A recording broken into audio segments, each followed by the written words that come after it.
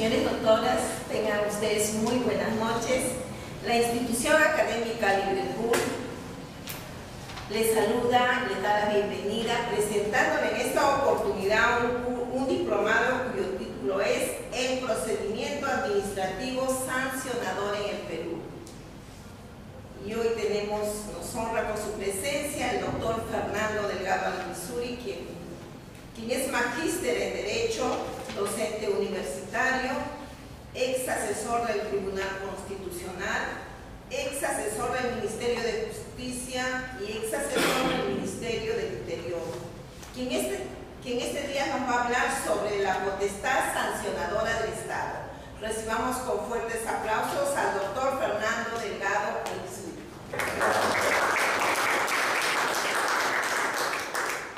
Muy buenas noches con todos. Esta primera sesión del diplomado de procedimiento sancionador la vamos a dedicar a... ¿Se escucha bien? Porque sí, mucho de eso, ¿sí? La vamos a dedicar a desarrollar cuál es el marco, en principio constitucional, cuál es el marco conceptual de lo que en primer término vamos a denominar la capacidad sancionadora del Estado y por otro lado la potestad disciplinaria del Estado, cosas que son dos términos totalmente distintos.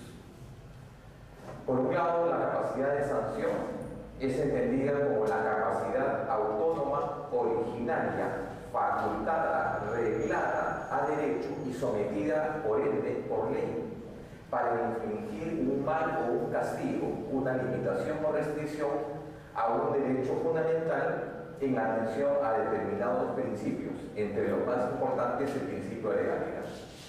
Mientras que la potestad disciplinaria significa el hecho de establecer y regular que determinados hechos o conductas, acciones o omisiones tienen que ser debidamente encuadradas en el ámbito de sanciones, de delitos, faltas y penas. Y por otro lado, sobre estos tres supuestos, establecer el quantum de sanción, vale decir, faltas graves, faltas leves, la acumulación de las mismas y las sanciones y castigos correspondientes. Uno, la capacidad de sanción es inherente. La otra debe ser establecida vía reglamentaria. Eso es lo que ha dicho en su momento el Tribunal Constitucional. Entonces son dos conceptos distintos. Pero como que en la actualidad, y a pesar de que la norma administrativa le dedica un capítulo especial al procedimiento sancionador, únicamente lo hace en el ámbito de su ordenación, ¿de acuerdo? Su ordenación, mas no establece de manera conjunta ni complementaria y amplia cuáles son los elementos de sanción, las características y supuestos. No existe entonces un marco regulatorio general, los cuales nos encontramos básicamente en dos cuerpos normativos. Por un lado, la Constitución Política del Estado y en segundo término, la jurisprudencia del Tribunal Constitucional. Ahora bien, el hecho de que un Estado tenga que castigar, que la administración pública tenga que infringir este castigo o esta afectación a un derecho, supone una necesidad, en principio, de aplicar una suerte de ponderación. ¿Sí? ¿Ponderación en qué sentido? ¿A qué me refiero? Cuando un juez o un órgano de administración pública aplica una sanción, ¿cuál es la finalidad de ella? ¿Cuál es la finalidad de la sanción? Establecer un criterio ejemplificador, puede ser. Dos, de alguna manera establecer una condición de retribución. Yo aplico la pena con la finalidad de resarcir en lo posible el bien jurídico afectado. Y tercero, ¿cuál puede ser? El cumplimiento del principio de legalidad, ¿no? Si hay un delito si hay un delito que le corresponde, una sanción. Pero en el fondo no es tanto esos tres presupuestos. Se sanciona, se castiga ¿Con la finalidad de qué? De establecer un orden jurídico que permita, por un lado, el desarrollo de determinados derechos en comparación y en contrarrestación con otros. Es decir, un ejemplo, ¿por qué un juez dicta una medida, digamos, de privación de libertad de una persona? Para garantizar el proceso, ¿no? Pero lo hace en un ejercicio de condenación en el que razona y dice internamente, claro, ¿qué cosa es más importante en este caso? ¿La libertad del individuo o la seguridad colectiva? La seguridad colectiva, ¿de acuerdo? Entonces pondera de alguna manera esto y la seguridad colectiva con respecto a esto. Pero esta ponderación que se hace no es pues una suerte de aplicación de reglas, sino básicamente de principios constitucionales. Porque esta ponderación tiene que hacerse en el caso en concreto y no en abstracto.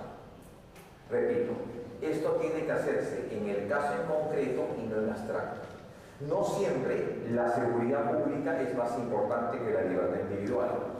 Depende nuevamente de cada caso en concreto. Entonces, ese es un concepto que en materia de jurisprudencia constitucional ya se ha desarrollado de manera amplia. Que la capacidad de sanción significa ¿qué cosa? Una suerte de ponderación, en este caso, de principios frente a derechos. ¿Cuál es el principio en juego a aplicar? El principio es el principio de legalidad, el principio de taxatividad y el principio de motivación de la sanción, frente al derecho, a un derecho en general, que significa una eventual restricción o limitación de su ejercicio, más no su negación. Es un criterio, digamos, que se aplica ahora en el ámbito de la jurisprudencia. Sin embargo, hay otros criterios más, los cuales los voy a desarrollar a modo de una breve introducción. El Estado castiga, ¿de acuerdo? El Estado castiga, pero el Estado debe monopolizar la capacidad de sanción. ¿Sí? Repito, el Estado castiga, el Estado reprime, pero el Estado debe monopolizar la capacidad de sanción. En ese afán de monopolizar esta facultad discrecional y autónoma y totalmente y absolutamente necesaria, es que el Estado solamente puede castigar ¿cuántas veces? Una sola vez. ¿Cómo se llama este presupuesto? Es un derecho fundamental considerado como un derecho no enumerado, que se llama el nem bis in idem. Este derecho fundamental no enumerado ha traído realmente una serie de problemas y objeciones en el ámbito de la jurisprudencia. Tal es así de que algunos dicen, sí, pues el hecho de aplicar el nem bis in idem, el hecho de aplicar el nem bis in idem debe estar debidamente reglamentado en la propia materia jurídica. Me refiero, una sanción administrativa debe abordarse en esta sede y si yo este mismo hecho motivador lo invoco en el ámbito penal, estoy incurriendo en el nem bis in idem. Y si esa sanción se hace efectiva en un ámbito ya no penal, sino más bien funcional, entonces estoy cometiendo por segunda vez un nem bis in idem. He traído acá dos posiciones distintas del Tribunal Constitucional con respecto al concepto del nem bis in idem. Un tercer punto que vamos a analizar también con ustedes es el hecho de que el procedimiento o la capacidad de sanción en el Estado, ¿de acuerdo?, no está claramente desarrollado en el texto de las normas procesales. Si ustedes revisan la 27444, como les decía, esta únicamente desarrolla ¿qué cosa? La ordenación. ¿Cuáles son las exigencias de derechos básicas para que este proceso se dé en el marco de determinados principios de legalidad? Del examen y del estudio de distintos procedimientos podemos afirmar que las garantías mínimas en este proceso sancionador es, número 1, el hecho de la motivación; número 2, fundamentación; número 3, legalidad; número 4, el derecho de defensa; y número 5 es previa audiencia del interesado. Esos son los requisitos básicos pero no hay ninguna norma que nos llegue pues, a decir estos son los principios generales aplicables al proceso de labor. Por lo tanto, estamos en una área en la cual la jurisprudencia del Tribunal Constitucional ha tratado en los últimos años de suplir estos vacíos normativos y estas, de alguna manera, lagunas legislativas, en base, por un lado, a precedentes vinculantes y por otro lado también a distintas y diversas sentencias. Lo que significa entonces que esto se aplica de manera general a todo tipo de procedimiento. ¿De acuerdo? Se aplica a todo tipo de procedimiento. Entonces, quería decirles además que siempre la capacidad de sanción es un mecanismo de control de naturaleza ex post facto. Repito, la capacidad de sanción siempre es un mecanismo de naturaleza ex post facto. ¿A qué me refiero con esto? Ex post facto, porque toda actuación en el ámbito administrativo que implica una sanción siempre es sometida al control judicial. ¿De acuerdo? Siempre sometida al control judicial. Y digo además que es ex post facto, ¿por qué? Porque la sanción de por sí es autónoma e independiente. En las municipalidades, por ejemplo, un alcalde no puede o no requiere ir donde un juez para validar la decisión de sanción. Un policía no requiere ir donde un juez para validar determinada restricción. Estos actos se presumen como constitucionales, ¿de acuerdo? En tanto y en cuanto no sean arbitrarios. ¿Qué significa arbitrario? Desmedido, en donde se ha aplicado un uso abusivo del poder. ¿De acuerdo? Entonces, el control siempre de la administración pública es un control ex post facto, el cual puede hacerse o puede combatirse, ya sea mediante, por un lado, un proceso contencioso administrativo en el nuevo modelo de la ley de la actualidad, o ya sea mediante un proceso de amparo constitucional. Yo creo que más común y mucho más rápido, expeditivo y célebre es que apliquemos un proceso de amparo para efectivamente cuestionar esta decisión arbitraria del ente administrativo. ¿De acuerdo? Ese es el otro concepto. Bien, veamos algunos principios aplicables a esta, en principio, capacidad de sanción.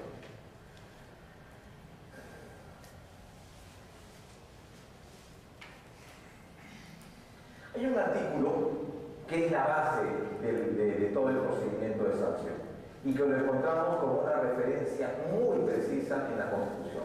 Es el artículo 44. El artículo 43, 44 y 43. ¿Qué dice el artículo 44? Es deber del Estado la protección de los derechos fundamentales, la seguridad de la población y además también, ¿qué cosa? El bienestar general. Cuando se castiga, cuando se sanciona, ¿qué se afecta? ¿Un derecho fundamental? ¿O se protege, qué cosa? El bien público o el bienestar general. ¿Cuál es el bien supremo protegido? ¿Un derecho fundamental, el bien público o el bienestar general? Se entiende que es el bienestar general. Este bienestar general, ¿qué cosa es? Un conjunto de condiciones que deben ser plenamente satisfechas por el Estado, que garanticen un óptimo en el ejercicio de los derechos. Cuando se castiga, lo que se afecta no es un derecho fundamental. ¿Qué cosa es? Es el bienestar general. Artículo 43. Más adelante, el otro artículo, el artículo 44, que es la otra precisión donde encontramos esta disposición, es el que dice lo siguiente, ¿no? No sé si ustedes han escuchado ese artículo de la Constitución que dice: el poder emana del pueblo. Quienes lo ejercen lo hacen con las limitaciones y las responsabilidades que las leyes establecen. Ahí encontramos, señores, el basamento de la capacidad de sanción, en el artículo 44. El poder emana del pueblo. Quienes lo ejercen lo hacen con las responsabilidades y las limitaciones que la ley establece. ¿Y dónde se establecen estos? Básicamente en normas de desarrollo constitucional y además también el procedimiento en normas de naturaleza reglamentaria. Al respecto, debo precisar lo siguiente. Mucho se ha discutido si es que la tipificación de las sanciones deban estar contenidas en reglamentos o en normas de menor jerarquía. Eso es posible, ¿no? La tipificación, el encuadramiento de la conducta, ¿podría estar contenida en un reglamento o tiene que estar desarrollada en una ley de carácter general? En un reglamento. ¿Está seguro, doctor? Una norma de carácter general. Una norma de carácter general. Hay dos casos en especial, porque vamos a citar reiterada jurisprudencia del Tribunal Constitucional. Hay dos casos, por ejemplo, el caso de una cadete de la Policía Nacional del Perú, que en algún momento en su proceso de formación se embaraza y como consecuencia de ello es dada de baja en el servicio, argumentando que había cometido una falta grave, razón por la cual es automáticamente separada. Hubieron dos casos, coincidentemente en Piura ocurren estos, en la escuela de formación. En esa oportunidad el tribunal dijo, claro, en primer término, el hecho de quedar embarazada en un proceso de formación profesional no significa per se una falta. Es una situación totalmente normal, ¿de acuerdo? Una situación de maternidad normal. Claro está que no es la situación ni el contexto en el que debe darse, pero podría ser entendida como una suerte de contravención, más no como una sanción. Y esta conducta, al no estar contenida en una ley de carácter general, ¿de acuerdo?, no es posible ser aplicada. ¿Qué invocaba la policía para estos casos? Que el hecho de quedar embarazada en el servicio estaba contenida en normas de carácter reglamentario. Entonces, el concepto que expresa respecto al TC es que la sanción solamente puede darse por ley, ¿de acuerdo? La tipificación puede darse por ley o por una norma de carácter general. Las condiciones, el hecho de vincular esto con la potestad disciplinaria, eso sí es materia de un reglamento. Es decir, que dos sanciones leves podrían considerarse como una falta grave, por ejemplo, ¿no? O tomando en cuenta además el hecho de la reiterancia en la sanción.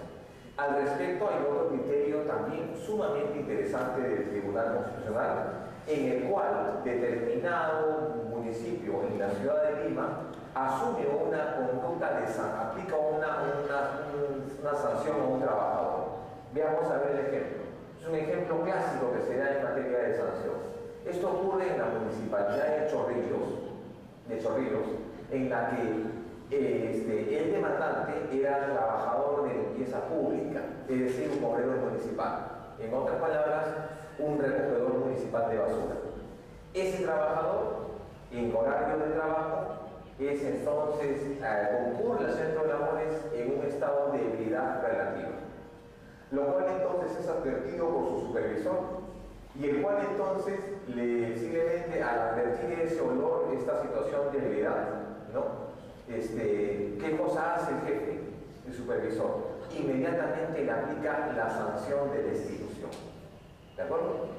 Ese trabajador entonces, y sin haber mediado un examen cuantitativo ni cualitativo del estado de ebriedad, es que interpone una demanda de amparo.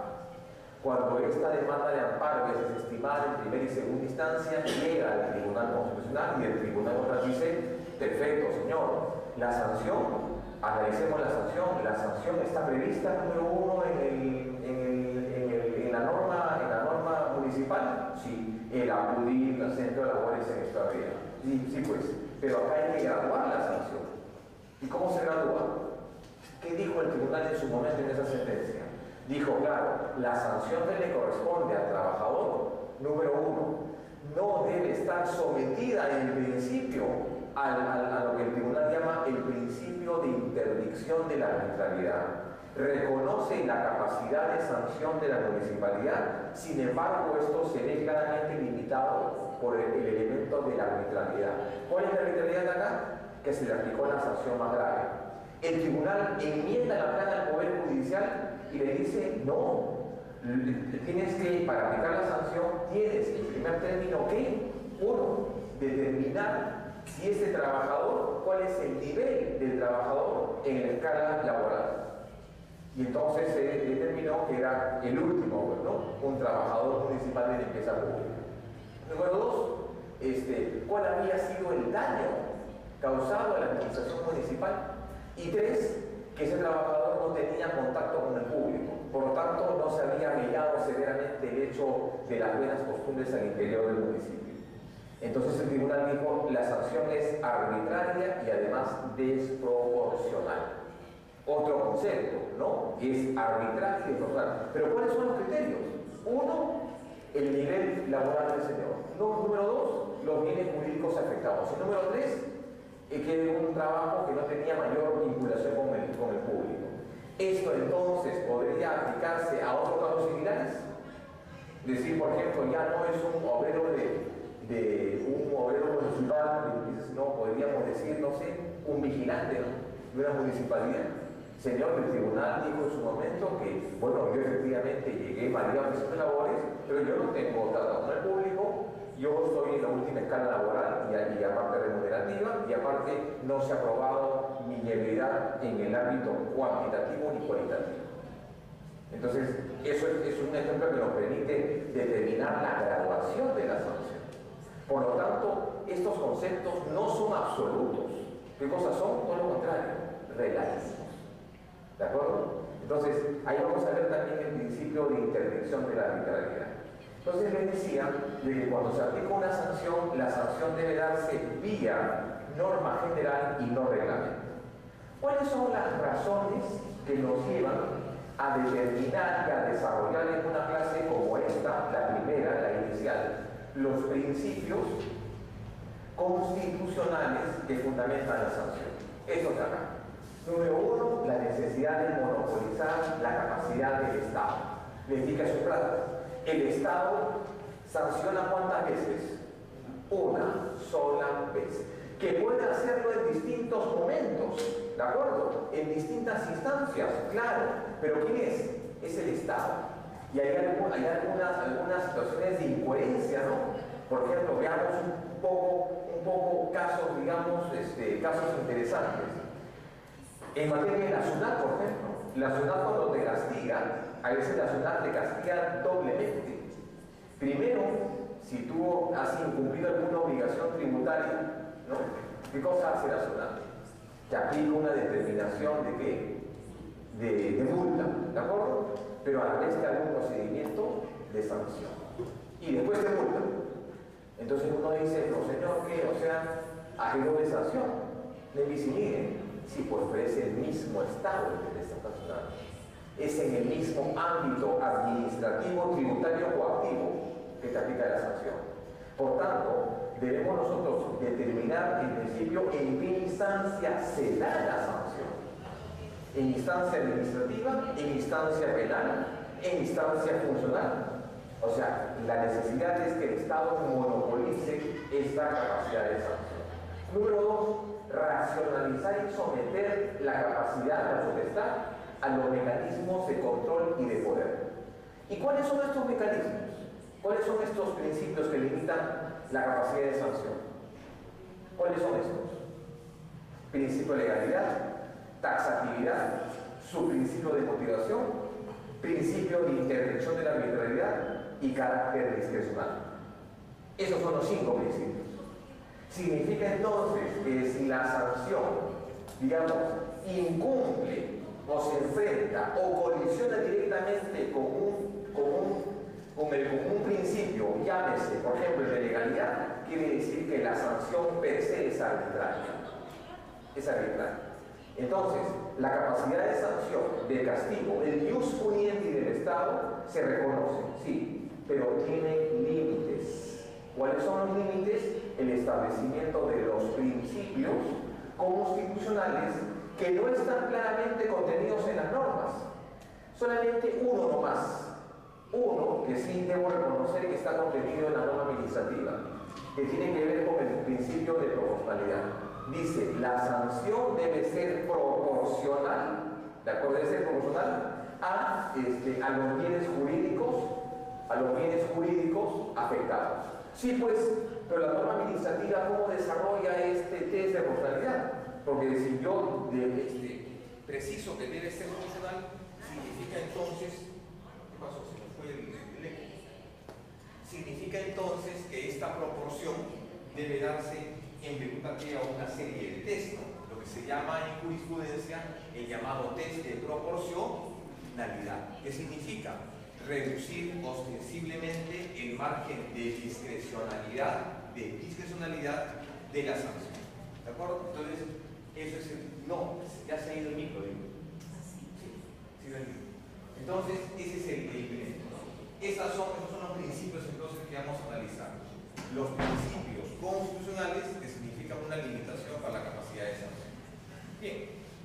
Veamos el artículo 20, 230 de la 7444, la norma de carácter general. Digo general porque hay distintos procedimientos de sanción, los cuales podemos usar. Pero acá encontramos en el artículo 230 que establece que la potestad sancionadora del Estado se encuentra regida adicionalmente por 10 principios referidos al aspecto correspondientes a la determinación de las conductas de infracción administrativa y las consecuencias aplicables en el carácter normativo. Claro, no hay una referencia clara y precisa de estos principios, porque no todos los principios de preliminar se refieren a la sanción, solamente dos. ¿Cuáles son estos? El principio de legalidad y el principio de la proporción. Pero no encontramos, por ejemplo, el principio de motivación, el nebis in idem. El nebis in idem se encuentra en el 230 de la ley de la LPGA, allá. Se encuentra en el 230, pero no está claramente desarrollado al interior de la norma administrativa. Entonces, hay efectivamente vacíos en la norma, en la 7444, los cuales, como les dije hace un rato, han sido de alguna manera suplidos por jurisprudencia. Esta potestad de sanción también nos enfrenta con varios dilemas. Uno de ellos es este, ¿no? La atribución del poder de la administración pública lo convierte en ¿qué? Al Estado en juez y en parte. O sea, cuando el Estado castiga, ¿qué cosa es? Juez y parte. Esto en la normática penal sería totalmente válido, porque para que se establezca un proceso de sanción, ¿qué se requiere? Que se cumpla con los principios de punición. ¿Cuáles son estos? Legalidad, uno que instruya y el otro que castigue. Así es. O sea, uno que investigue, el Ministerio Público, y otro que sancione. ¿De acuerdo? Pero en el caso del procedimiento administrativo de sanción, es la misma administración la que te sanciona. Por lo tanto, se convierte en juez y en parte. Al establecer esa carencia de esta, digamos, segunda etapa o de un otro ente que pueda realizar tal decisión, es que se deja abierta la posibilidad y el derecho para que una persona sometida a esa condición pueda siempre cuestionarlo judicialmente. ¿Para qué? Para que con ello se haga válido el principio de la doble instancia, para que entonces se pueda acreditar el elemento de la facilidad. La decisión de la administración pública fue errada, por tanto someto este concepto a la vía judicial. ¿De acuerdo? Pero eso es un concepto interesante. La administración pública se convierte en juez y en parte. Y el poder de la administración pública es una facultad sometida y limitada al control jurisdiccional. ¿Cuáles son estos principios a los que hemos hecho referencia? Veamos el primero, el principio de legalidad. Un principio básico, ¿no? Un principio, digamos, elemental, un principio de más antiguo cuño en materia de derecho. Un principio que además es un principio general del derecho, ¿no? El que alude a qué? A la existencia de que la sanción tiene que efectuarse cuando la conducta o la omisión está previamente antelada y regulada previamente. El principio de legalidad. Sin embargo, el principio de legalidad pues tiene dos fases, ¿no? Un principio de legalidad en el ámbito penal y un principio legalidad en el ámbito administrativo, por así decirlo.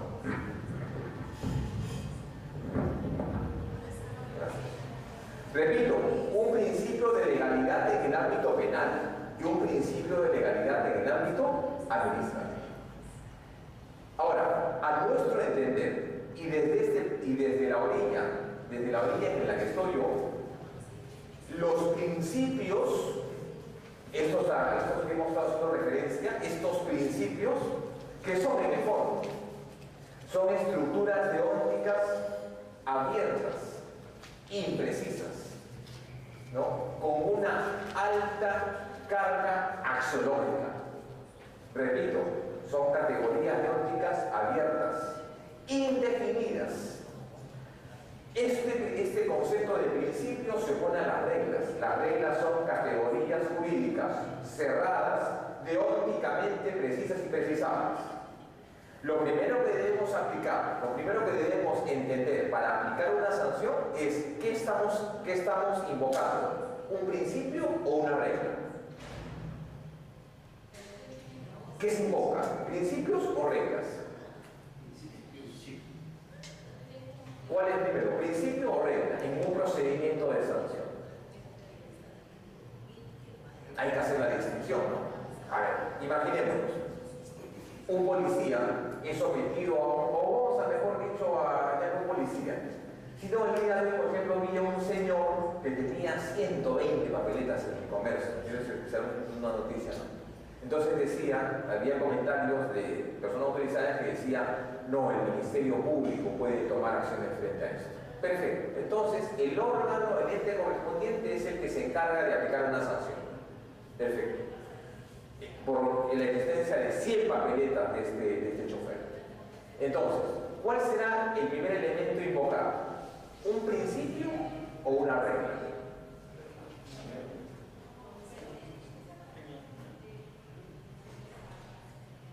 Primero tendríamos que invocar en este caso un principio.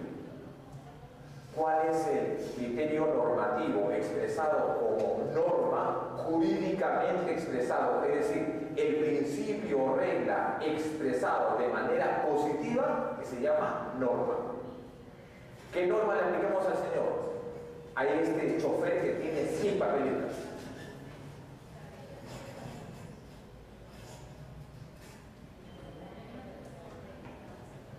¿Cómo instruimos el procedimiento de sanción? Primero invocando un principio, ¿de acuerdo? Ya. Una vez que hemos invocado el principio expresado, regla principio es igual norma. Es decir, la regla jurídica expresada de manera positiva de carácter imperativo. Entonces diríamos claro, comenzamos con un principio. ¿Y el principio cuál sería? Señor, el principio de legalidad. ¿Cuál será? Que aquella persona que comete una infracción y que acarrea una papeleta y la papeleta no se va, que se inicia un proceso coactivo. ¿De acuerdo? ¿Y qué sigue después? Sigue la regla, pues, el procedimiento, el trámite.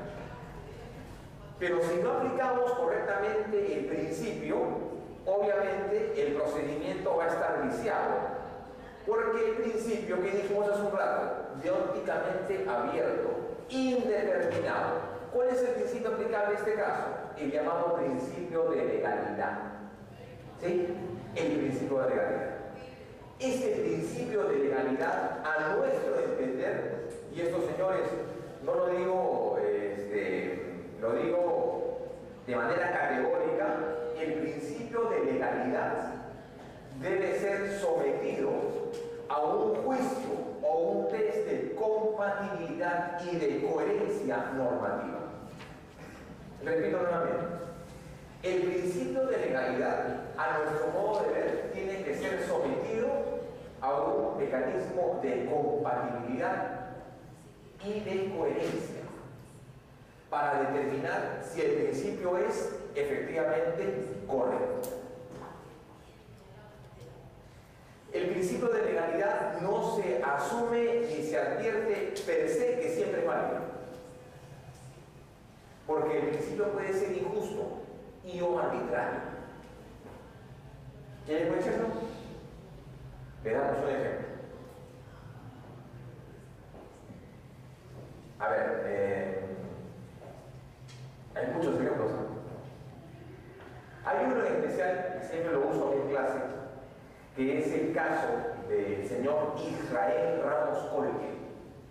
Israel Ramos Colque, en el cual el tribunal desarrolla el principio de net bis in idem.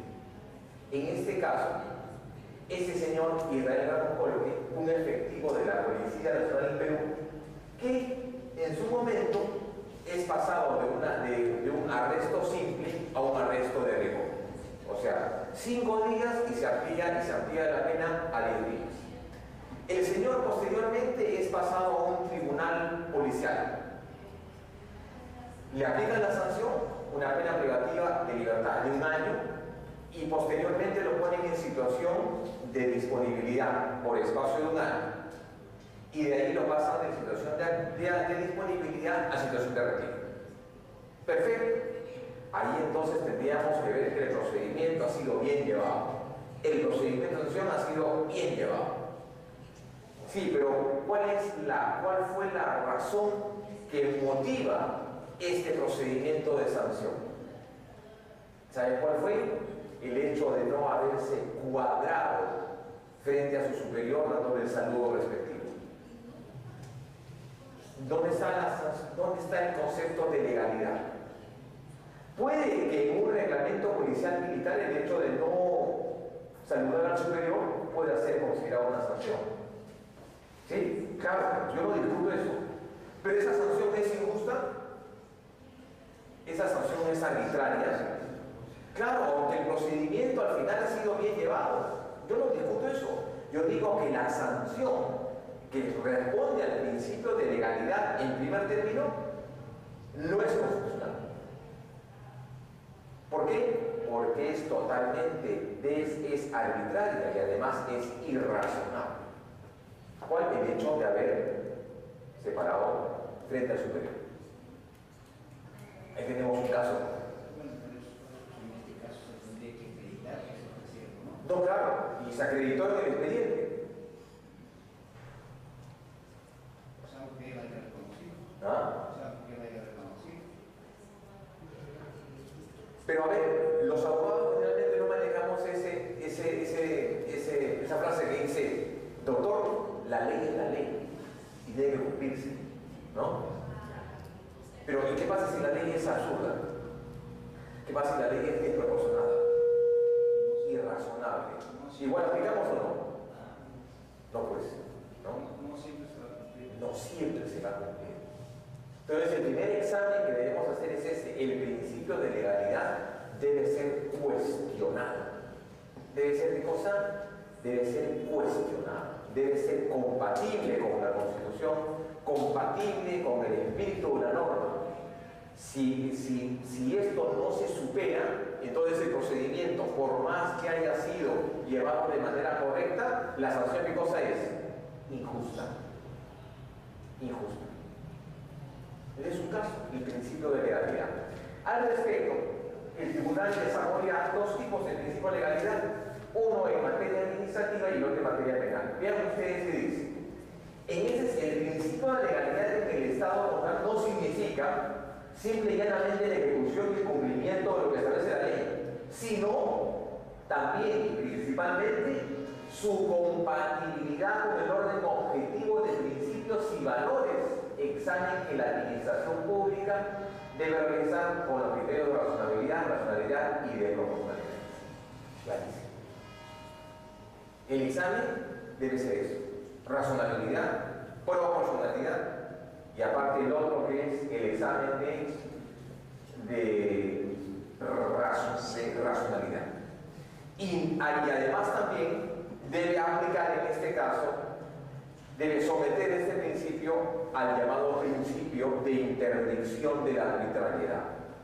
¿Cómo es este principio de la interdicción de la arbitrariedad?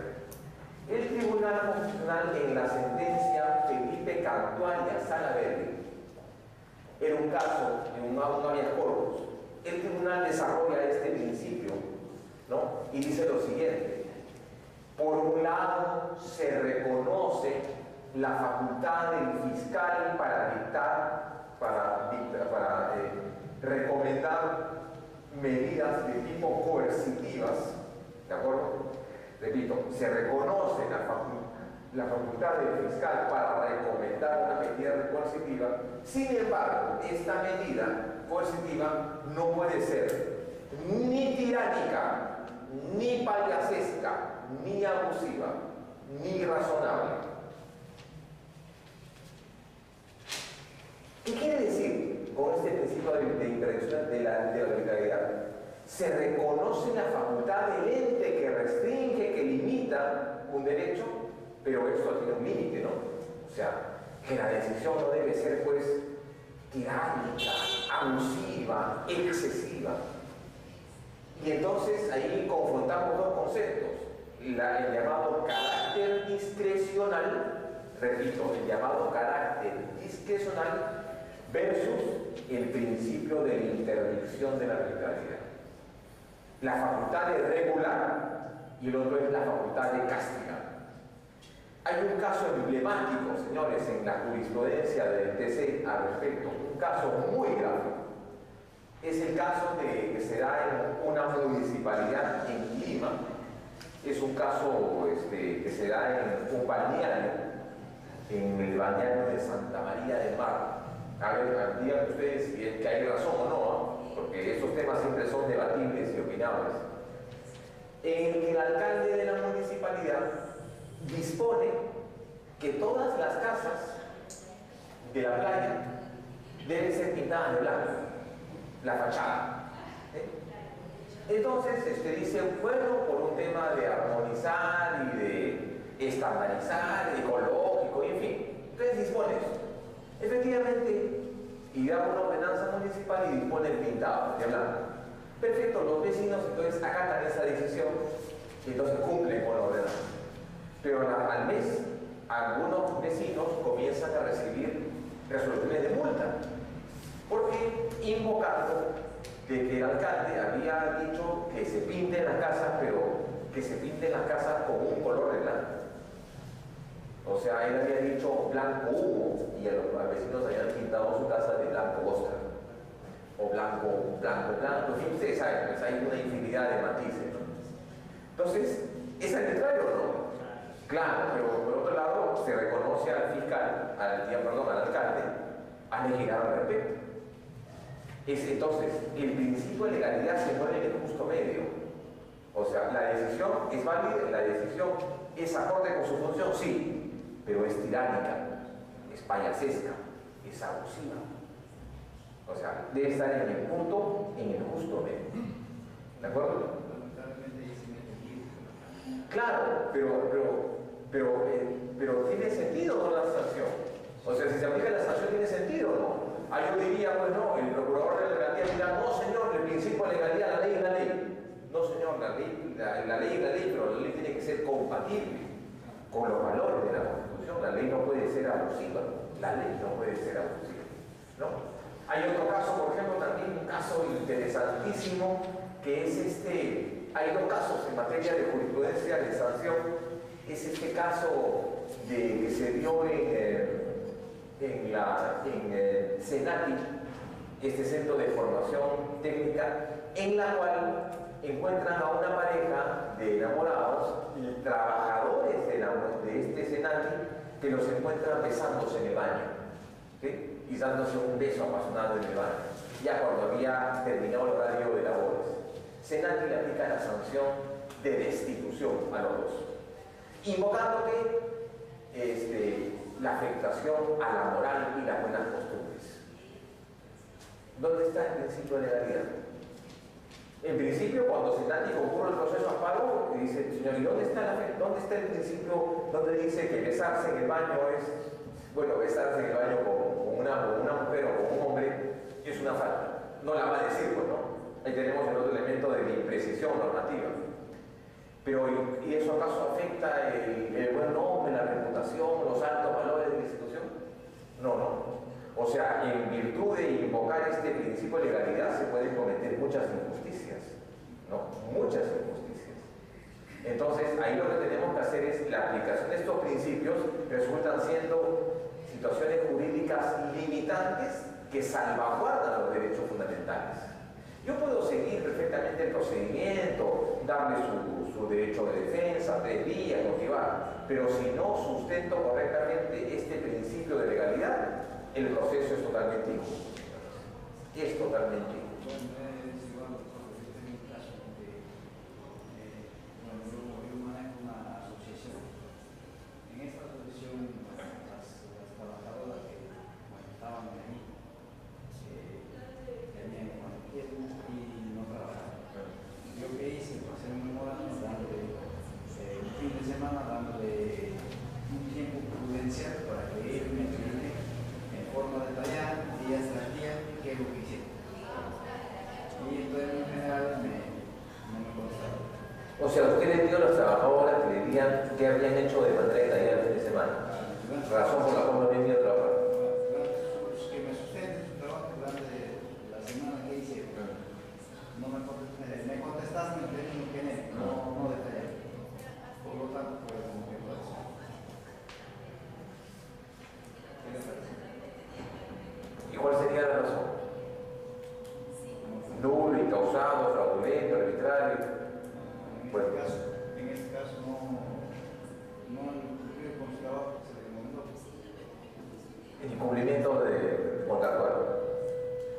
Bueno, discutible su decisión, ¿ah?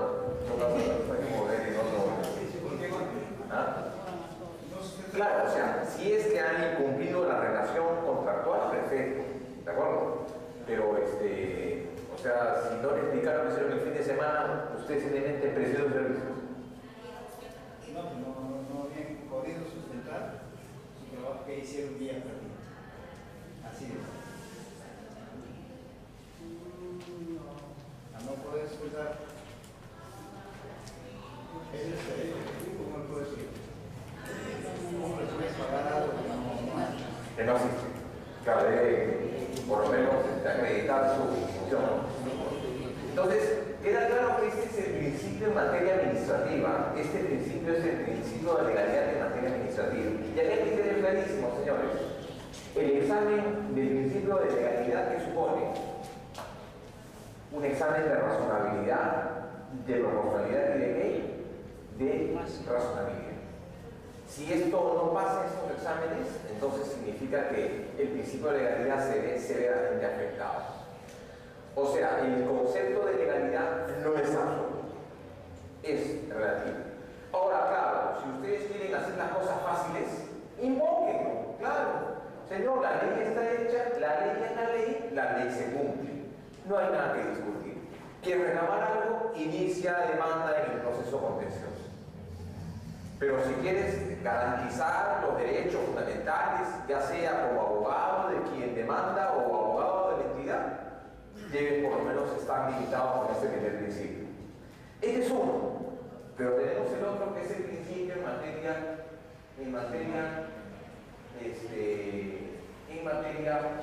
penal, que es este de acá, el artículo 2, inciso 24. Nadie será procesado ni condenado por acto o a comisión que al tiempo de cometerse no esté previamente calificado en la ley de manera expresa e inequívoca, como infracción punible intencionada como pena no prevista en la ley. Es el principio que se llama nula pena sine lege, ¿de acuerdo? Pero esto exige dos requisitos. Número uno, ¿cuál es? Que previamente se haya fijado determinada conducta, ¿de acuerdo? Una acción o omisión, ¿no? Y que además esta tenga un contenido efectivamente reprochable. Ese es el contenido penal, el principio de legalidad en materia penal, ¿de acuerdo? Son dos conceptos que el tribunal maneja. Pero acá hay otro tema más. ¿Cuáles son las exigencias? Lex previa, lex certera y aparte la lex expresa. La ley debe ser ¿qué cosa? Número uno, la prohibición dice, número uno, la ley certa, evitar cláusulas legales indeterminadas, ¿de acuerdo? La ley previa, la alteración de la norma, la conducta, y la ley escrita debe estar contenida en un texto por lo menos tangible. Tres requisitos. Si no tiene ley previa, ley cierta, ley escrita, el principio de legalidad penal, ¿qué cosa se cae? ¿De acuerdo? Y eso trae como consecuencia lo que se llama el vaciamiento del derecho fundamental. Cuando no estamos, cuando no respetamos el concepto del principio de legalidad, el derecho se vacía. ¿De acuerdo? Se vacía en su contenido. Ese es el primero. Llama el principio de legalidad. Acá hay otro concepto, un criterio de la jurisprudencia, expediente 2758,